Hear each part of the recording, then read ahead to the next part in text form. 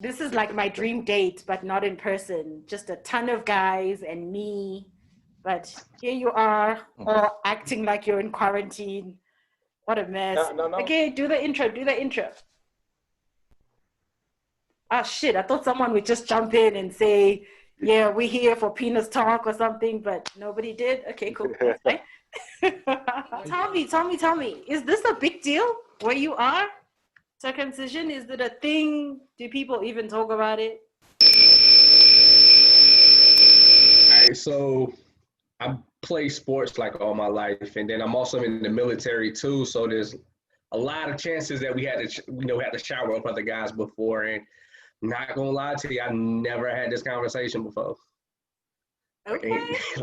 Okay. So, Marcel, is it a thing where you are?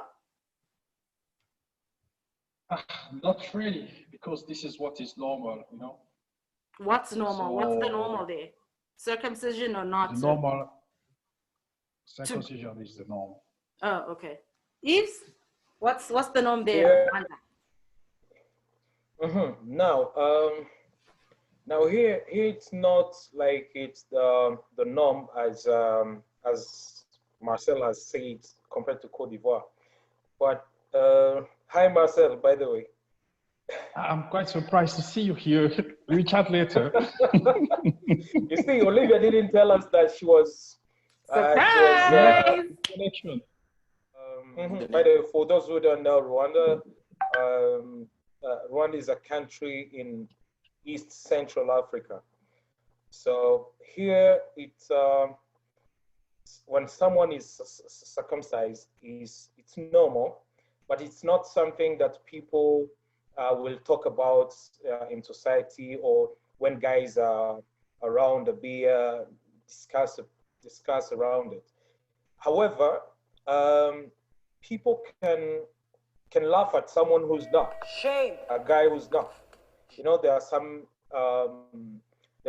conversations you have when you're guys together. It becomes like embarrassing for the one who's not. It came to Rwanda as with the Muslims. So Islam is the religion that's brought circumcision in Rwanda for the first time. So that's how it came. It really came with religion here. Christianity and Islam. Those are the two religions that brought it here.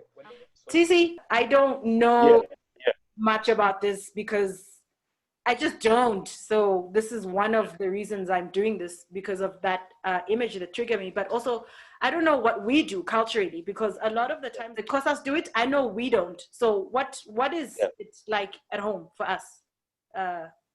So for us, with regards to circumcision, by the way, hello everybody, my name is Tamsan Masibanze, aka the Courtesy of Hip Hop.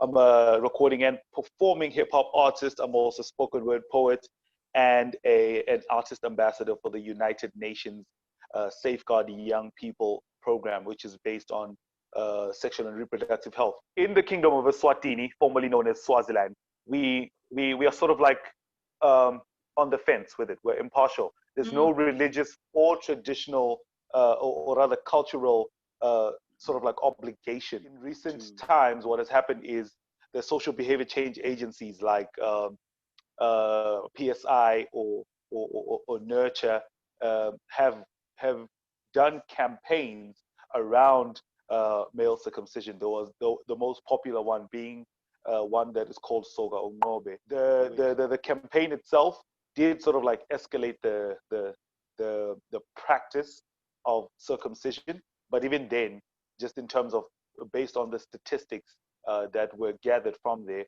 it's still very 50-50. When you also with the ladies, because obviously we have to take into consideration that they are a major sort of like player or influencer in. There's also mixed feelings. There's some ladies that really couldn't be bothered. There's some ladies that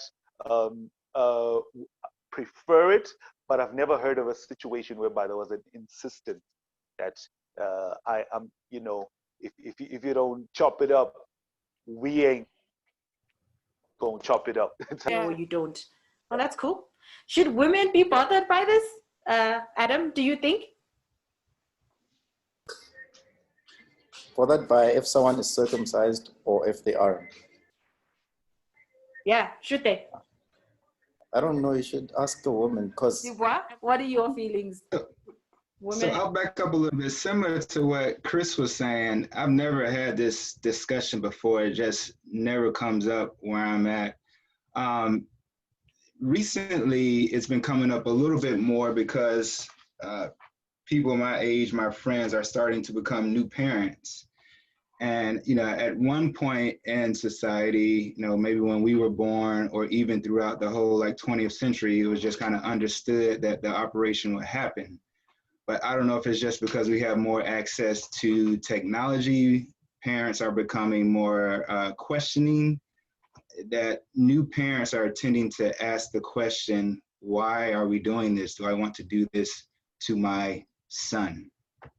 So amongst my friends that are new parents, sometimes I hear them talking about this discussion. Yes, Marcel, you have. Yeah, but no, I think also it's not, if I recall, I mean, in my country, it's not, it has not been brought in all the area by the religion. No, I'm I not think saying there was not also only religion. I'm just saying majority. only religion. I think there's, Yes, there's a cultural aspect. Of course.